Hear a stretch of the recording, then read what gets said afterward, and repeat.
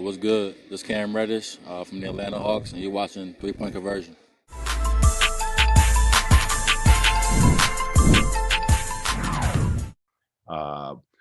Rolling to the basket, the timing, playing off of Gallinari. A lot of times teams are trying to front the post, so the connection of the two bigs is really important. And he's done a really good job of making reads on the offensive end of the floor. Defensively, he continues to improve on his pick and roll defense.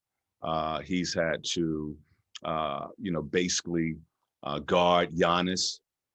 So keeping a forward like that, really a point forward in front of you. He's really done a good job, solid job of doing that, as well as rotating, defending the basket and rebounding the basketball. So he continues to show growth throughout. He's done that throughout the season and certainly throughout these playoffs, where he has been very productive for us.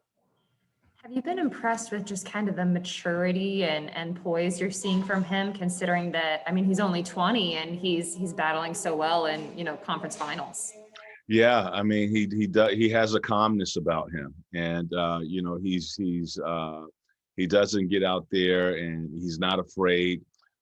He's a confident player. He asks a lot of questions about what is needed, what should I do.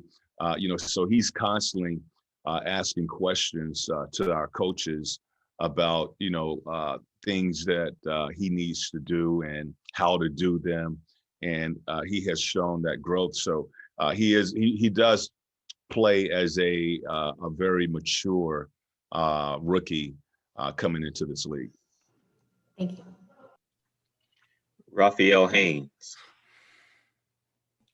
Hey, Coach, just to piggyback off of that, just looking at the team overall, I mean, a lot of these guys hadn't played in the playoffs, and you continuously see them learning as the playoffs go. Have you ever been around a team where the entire team is learning like this? And can you pinpoint on why they're able to learn so fast on the fly? I give that, a lot of credit to our staff. Our staff does a great job with these guys, not only working them out on the floor, but showing them video. Basically, they see video of themselves or what we want them to do pretty much every day. So our coaches have done a great job of coaching and teaching, especially our young guys. Our young guys who we know that we're developing. Spending time with those guys in the video room, spending one-on-one time with them out on the floor. That has helped, these guys when they've gotten into a situation where they have to play. Big O, all of our guys, Trae, all of those guys are showing that growth. And, that's a credit to the coaching staff. Our coaches are doing a great job with the players. And just a quick follow-up. What have you learned from yourself? Just what have you learned talking about yourself throughout these playoffs? I just have to be patient. The same thing that I'm telling my guys, that they need to do or they need to bring to the floor. I need to bring that same mindset, to the court. Be patient out there, and you constantly learning. With this group. Last night, we had to basically come up with a rotation, with the game last night with Trae being out. And all of a sudden we got to bump guys up, move guys around. It really, challenged you to come up with a rotation that, will help these guys or put these guys in position where they can be productive with a lineup that they're playing with out on the floor. Cam hasn't played a lot for us, but last night, he we was able to get him in rotation, and he really came up big for us last night. I thought he played with a lot of poise, under control, just was solid on both ends of the floor, bringing that length. I think he had 5 or 6 rebounds, so we needed all of that, from our guys. So basically, I'm still learning with our group. Really, I've only coached Cam for 2-3 games, because when he went out, Coach Pierce was coaching at that time. I've only had really 2-3 games to work with him, and the kid has a lot of talent, and he really helped us out last night. Zach Klein. Now that Clint has shown the ability to hit from behind the backboard, coach, is he asked to be more involved in your offense?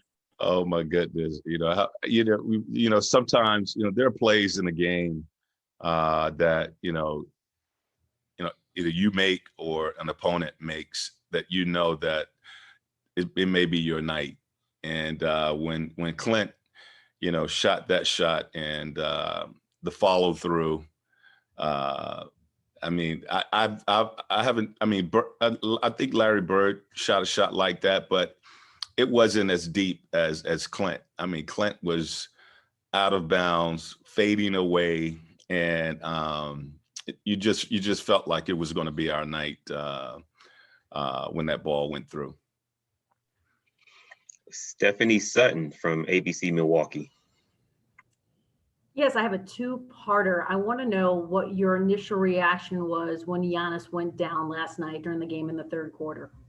Well, you're always concerned. He's an opponent, but I have respect for him, and you don't want anything bad, to happen. I didn't really see the play, so I didn't know exactly what happened on that play. I thought it was an ankle that injury, and I found out later that it was his knee that he hyperextended. So I didn't really see what happened on that play. Whenever the whole bench and the coaching staff comes out to the floor to check on a player, and the trainers, and he can't get up, he needed assistance off the floor. You're concerned, and you don't want to see that. He's a hell of a player, but you still don't want to see that. And I really had a great deal of respect for our fans last night when they supported that. They didn't want to see that. They were respectful when he was going off the floor, and they were happy to see that he was able to really go off the floor walking, as opposed to needing a lot more assistance. So I really thought that was really good by our fan base. And then I was going to ask, I know we don't know at this moment, but how do you prepare for the Bucks now without Giannis? Well, that's still a really good team. And, it's the same way we've been preparing for them. There are times when he's on the bench and they come with a different lineup, and, they will feature, certain, other guys. And, with him being off the floor, the preparation is really still the same. Far as preparing for them, you don't just prepare for Giannis.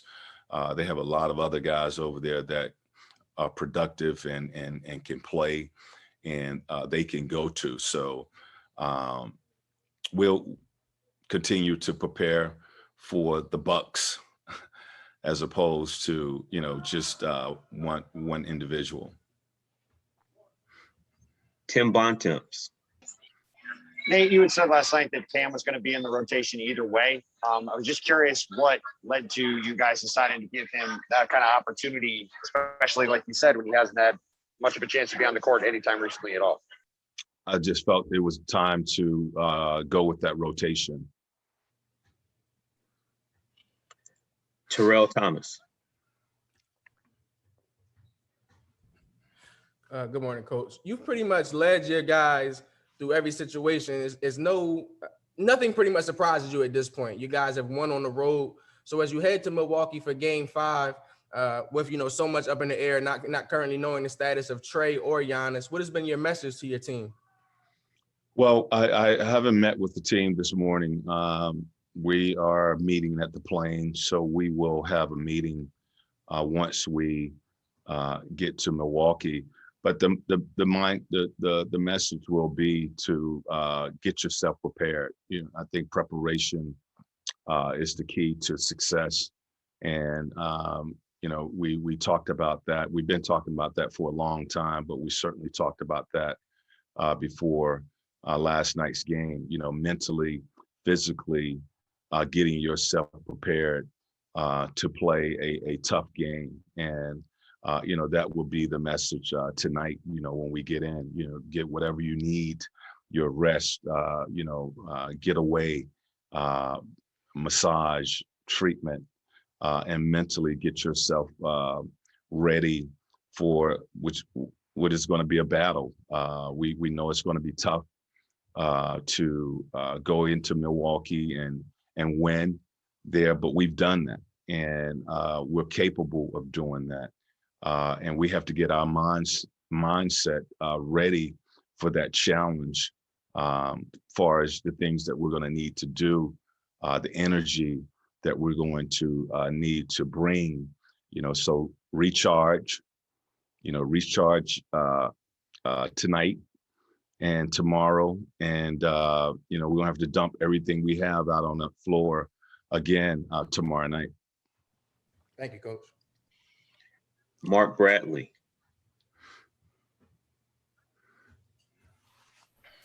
Coach, apologies if you've been asked this, but as a coach, everything tends to be about next game, and how you prepare for that.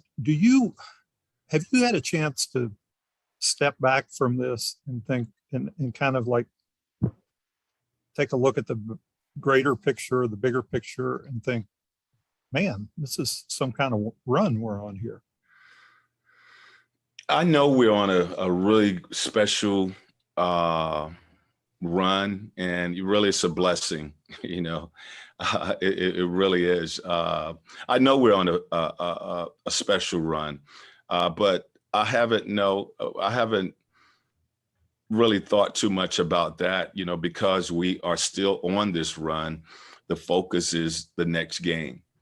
And, I think when all of this is over, and whenever that may be, and hopefully that's, that's a ways down the road, you sit back and you'll think about all of that. But right now, no, it's just the focus is on the next game, because we need to win the next game, and we need to prepare ourselves for that next game. So, you that's in the back of your mind, but the focus is always on that next game being better than you were, because you're going to need to be, and that's been our focus to just stay focused on what's in front of us.